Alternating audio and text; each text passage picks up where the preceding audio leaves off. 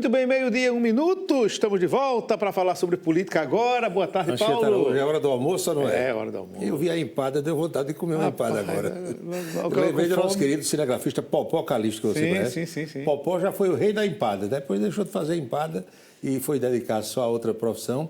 Mas quando eu vejo a empada, dá vontade de comer uma empadazinha, viu? Essa hora, perto da hora do almoço. É verdade, bom demais. Você já chamou alguém de mequetrefe? Não, não lembro de ter chamado, não. Eu também não. Aliás, é uma palavra pouco usada. Pouco usada. E que pouca gente sabe o seu significado.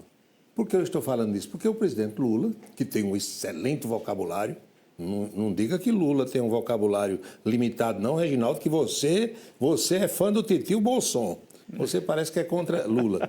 Pois bem, aí Lula usou esse termo, mequetrefe, se referindo a 3 ministros de Bolsonaro que passaram pela pasta da saúde. Diz que Bolsonaro teve 3 ministros da saúde mequetrefe em plena pandemia. Nós separamos esse trecho da fala de Lula e, em seguida, eu vou explicar para vocês o que é mequetrefe, obviamente, para quem não sabe, porque muita gente, naturalmente, sabe. Preste atenção à fala do presidente Lula. Ainda falta muita coisa a fazer. Eu sei que nós devemos muito às mulheres, aos homens e às crianças desse país. Mas eu posso te dizer, Padilha, que sem fazer comparação, vendo você falar e vendo os 3 ministros mequetrefe que o governo passado teve, eu vou dizer para você, esse país fez uma revolução na educação. Muito obrigado. Ele queria dizer na saúde, aí se confundiu, são os percalços do improviso, no final saiu a educação, mas ele estava se referindo à saúde, que esse era um evento anteontem no Palácio do Planalto, se referindo a questões de saúde e ao ministro Alexandre Padilha. Vamos explicar o significado desse termo, dessa palavra mequetrefe. Mequetrefe é um termo coloquial usado para descrever algo ou alguém de pouco valor, insignificante ou uma pessoa intrometida. A palavra também pode se referir a um sujeito pouco confiável ou de má índole, como, por exemplo, um trapaceiro. Meu amigo, aí essa coisa começou a repercutir nas redes sociais. E Marcelo Queiroga, paraibano, que foi um dos ministros da saúde, aliás, o que ficou mais tempo, que pegou a fase, digamos, mais aguda. Aguda é um termo que estão usando muito no futebol. A fase mais aguda da pandemia, Marcelo Queiroga sentiu a carapuça na cabeça e respondeu ao presidente da República, Lula da Silva. Fala os nomes, Lula. Agora, eu vou dizer a você, Lula. Você foi condenado por corrupção passiva e lavagem de dinheiro. E tem mais. Teus ministros, esses sim, mequetrefes, foram envolvidos em operações da Polícia Federal que apurava a corrupção. Operação Sanguessuga, da máfia das ambulâncias. Operação Pulso, quando o dinheiro caiu de prédios lá em Recife, na Hemobras. Lula, tu voltaste à cena do crime, como disse Geraldo Alckmin. Lula diz que quer voltar ao poder, ele quer voltar à cena do crime. E ele tinha razão. Você voltou para quebrar o Brasil. Você teve a maior epidemia de dengue da história do Brasil. Faltam vacinas em 60% dos municípios. Você atrasou a vacina da dengue. Você atrasou a vacina do vírus essencial respiratório. Você é que é um presidente mequetrefe. A minha saudosa avó, Rosa Nunes de Souza, que eu chamava de mãezinha, dizia que quem diz o que quer, ouve o que não quer. O ministro Marcelo Queiroga se sentiu ferido e respondeu, devolvendo o termo aí para Lula e cutucando o presidente da República. Essa campanha promete. Afinal das contas, os dois são candidatos. Lula tenta a reeleição, Marcelo Queiroga é também candidato ao Senado aqui no estado da Paraíba. Por falar em eleição, ontem à noite houve uma reunião lá em João Pessoa que promete começar a definir as coisas em relação ao Partido Republicano. 2 caciques da política paraibana estiveram comandando esse encontro, Aguinaldo Ribeiro, deputado, manda no Progressistas do Estado, e o outro foi, sabe quem? Somente Hugo Mota, o presidente da Câmara. Hugo Mota e Aguinaldo Ribeiro se reúnem e o encontro pode começar a definir os rumos da chapa governista aqui no estado da Paraíba. Olha os dois aí. Os deputados Aguinaldo Ribeiro e Hugo Mota, generais do Progressistas e Republicanos, respectivamente, tiveram uma conversa na noite de ontem. O encontro foi na sede estadual do Republicanos, em João Pessoa. Há menos de 2 semanas para as convenções, o diálogo das duas lideranças tratou das definições finais para o anúncio de quem será vice na chapa de Lucas Ribeiro. Tem 11 na fila, 11. O Republicanos, que é o partido de Hugo Mota,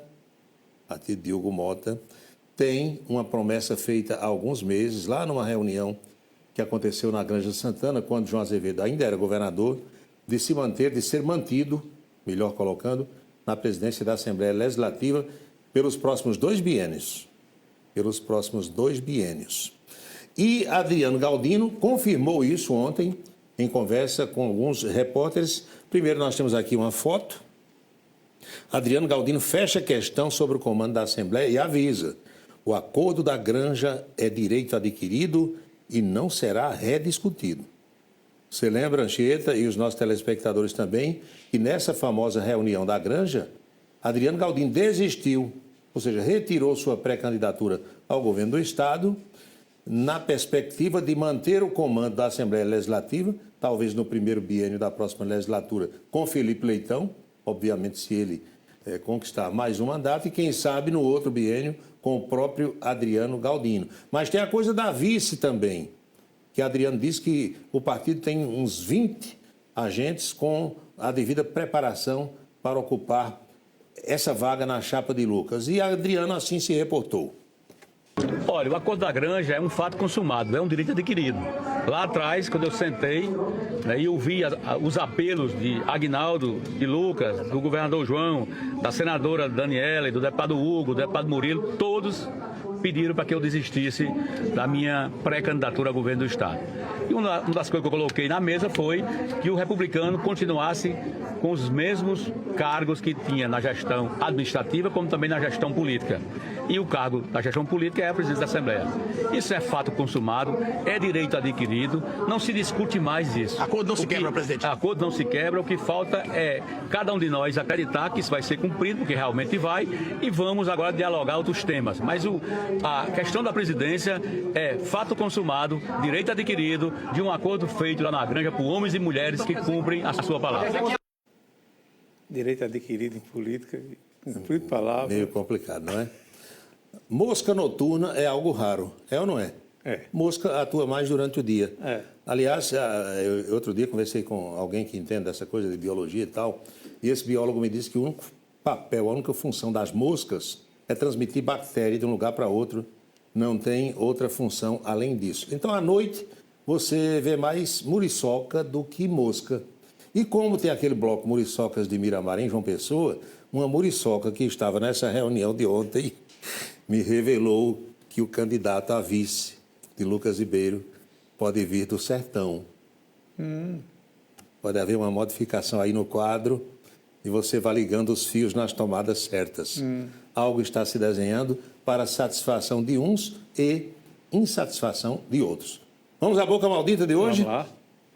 Você esteve na Bahia recentemente? Estive, sim. Não sei se você visitou a cidade de Aporá. Não, Aporá não. Bahia eu já fui Salvador, Ilhéus, Senhor do Bonfim, Eu fui para a região de Cícero Dantas. Morro do Chapéu, Jacobina, andei por ali tudo, mas eu não conheço Aporá. Na cidade de Aporá tem um vereador chamado Tiago Brasil, Tiago com TH, como o nosso Tiago Marques aqui é também, Sim. com TH. Aí o Tiago fazia um discurso na tribuna da Câmara e estava revoltado com alguns colegas vereadores e fez um pronunciamento, digamos, nada republicano, que a gente teve que encher de pin, porque ele mandou muita gente tomar suco de caju e outras coisitas mais. É a nossa boca maldita baiana de hoje.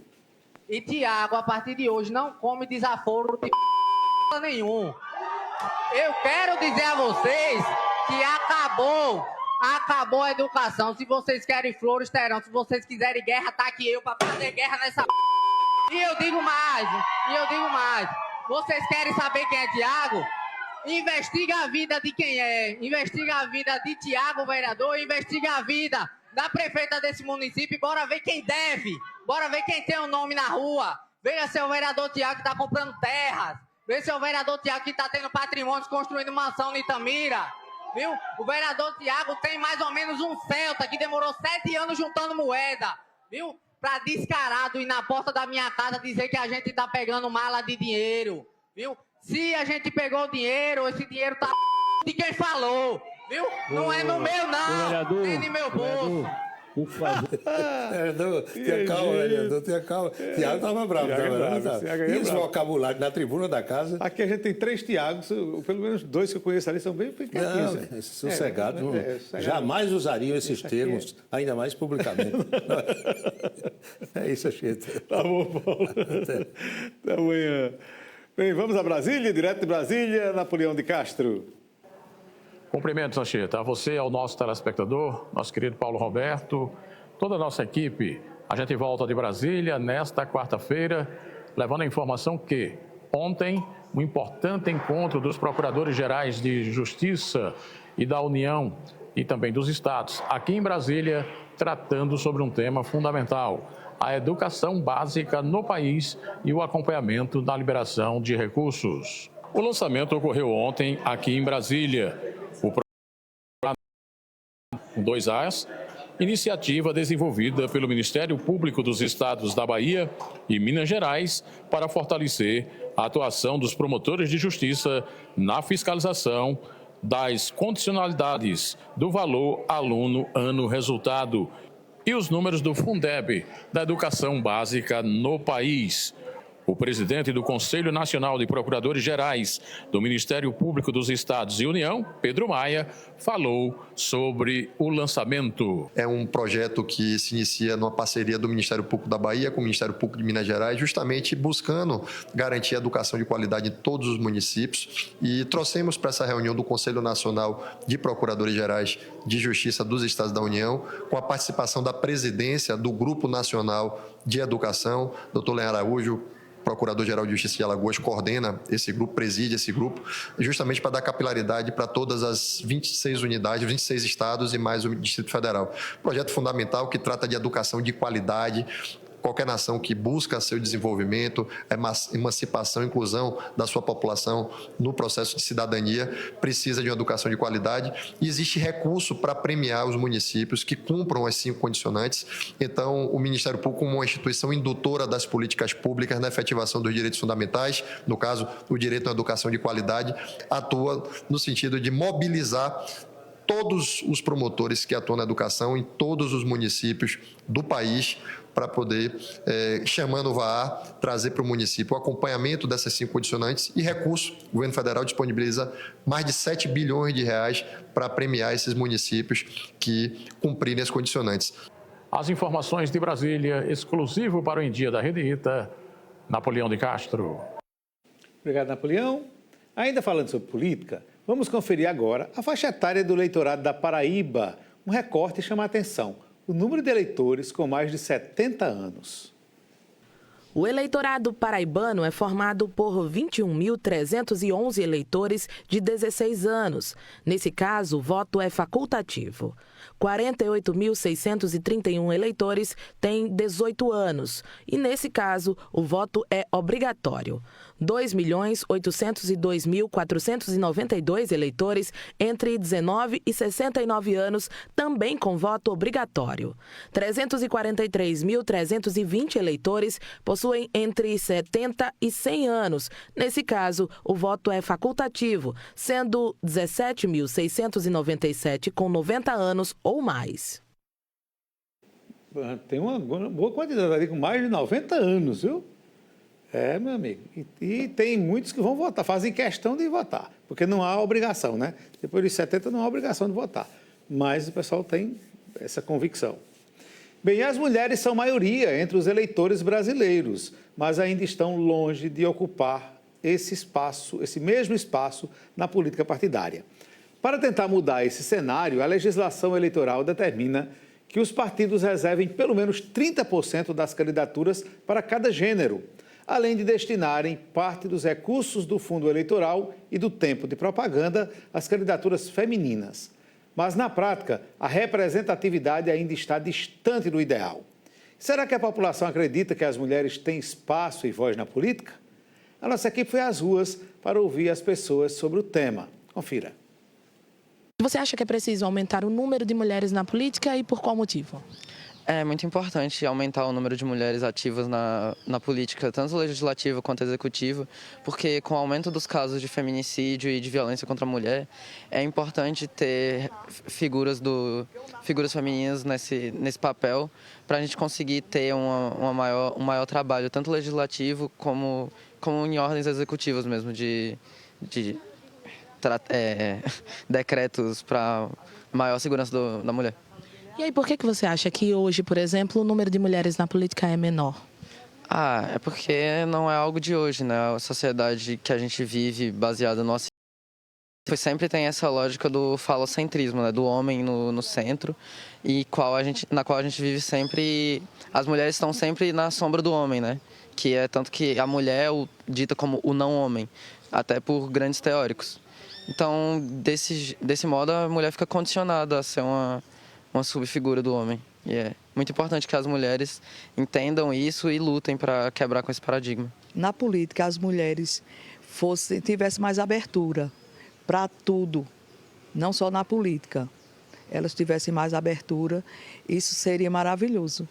Porque quem manda no Brasil, quem manda na política são os homens, infelizmente.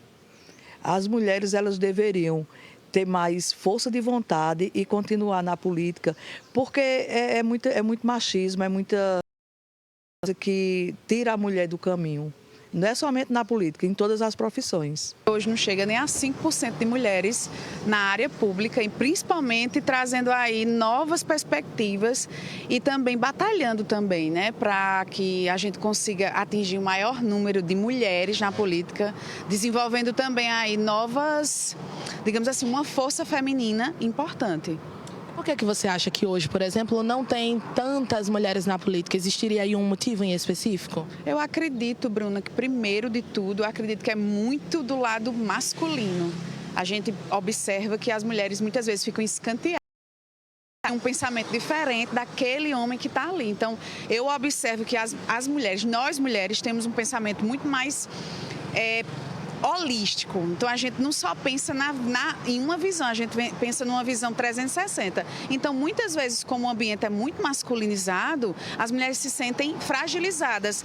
Mas, salve aí, abre um adendo que eu tenho certeza que mulheres vão aí desenvolver papéis como esse, que é primordial. Aumentando o número de mulheres na política, a gente consegue um aumento no direito feminino também. E aí, por que você acha que hoje esse número ainda é pequeno? Existiria um motivo em específico? Acredito que o cunho social mesmo acaba tirando as mulheres dessa questão política. As mulheres acabam não querendo participar tanto. E é bom que as mulheres se conscientizem da importância de participar e da importância de criar leis voltadas para as mulheres. Muito bacana essa discussão, né?